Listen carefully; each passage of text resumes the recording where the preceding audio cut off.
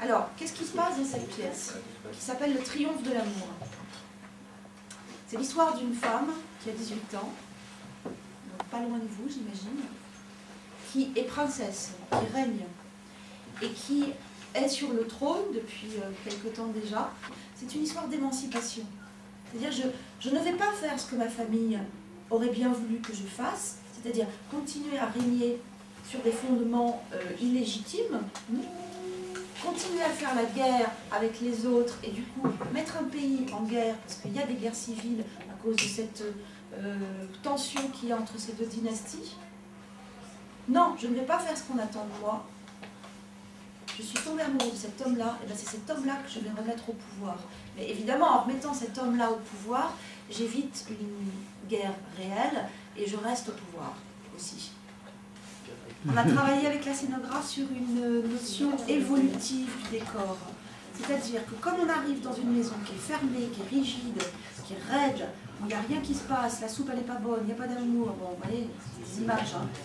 Donc, au début, vous aurez la vision d'un décor, je pense, austère.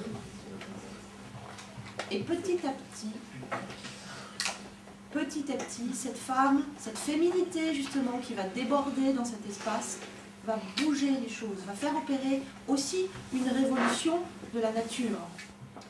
J'ai été enchantée parce que je connais bien Sandre, on a travaillé beaucoup ensemble comme comédienne toutes les deux, et puis c'est une compagne de route de longtemps. Donc j'étais ravie de participer à ce spectacle, et Marivaux pour moi, comme je le disais tout à l'heure, c'était quelque chose d'assez étranger, j'avais jamais joué Marivaux, donc je suis allée lire la pièce évidemment, j'ai trouvé le personnage d'Éléontine magnifique, donc après je n'attendais que ça. Après le reste de l'équipe, bon, pour toi, vas-y. Alors pour moi, Sandre, effectivement, aussi c'est quelqu'un avec qui j'ai déjà travaillé. C'est très important, hein, ça, de savoir d'où viennent les propositions. Quand c'est quelqu'un que vous connaissez, il y a un capital confiance qui est acquis, et donc on ne remet pas en cause la possibilité d'une déception ou d'un désaccord sur le travail. Donc ça, c'était écarté. Et quand Sandre m'a fait part de son désir, puisque c'est de ça encore une fois dont il s'agit, c'est d'un désir d'acteur, c'est quelqu'un qui vous dit je désire que vous soyez à cette place pour jouer tel rôle, Sandre m'avait exprimé son désir pour le rôle d'Arlequin. Et ce désir-là ne m'était pas parvenu totalement. Parce que je me disais, bon, en même temps il faut faire confiance aussi, hein, je me disais, bon, pourquoi pas, et je me disais, Arlequin, il y a quelque chose qui rentrait pas comme un pied dans la chaussure, et je me dis, alors je sais pas après quelle est la part de, qu'est-ce qui a fait qu'elle a changé d'avis, est-ce que c'est mon accord, mon absence totale d'accord sur sa proposition, et parce qu'elle s'en est rendue compte et que donc du coup elle est revenue là-dessus, très vite elle m'a dit, mais je pense que je fais un mauvais choix, et c'est pas Arlequin que je te propose, mais Hermocrate. Et là c'est vrai que le personnage m'a davantage intéressé, et que là, tout de suite, j'ai été séduit, et que j'ai entendu son désir, et que j'ai fait parvenir. Comme dit Cécile, la maîtrise demande beaucoup de temps, contrairement à ce qu'on peut croire. C'est pas parce que vous avez fini une répétition, que vous commencez à jouer, que vous maîtrisez. C'est pas vrai. C'est là, au contraire, que vous commencez à travailler. C'est-à-dire en étant vraiment sur le plateau, en public. En répétition, c'est facile, hein. Personne ne vous regarde, et vous ne trompez jamais.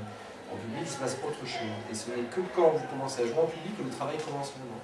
Donc pour que cette maîtrise arrive, il faut déjà un long temps. Si vous jouez 10 fois, vous avez à peine le temps de comprendre ce que vous faites et ce que vous dites. Je ne pense pas qu'on puisse cataloguer les choses en comique ou tragique.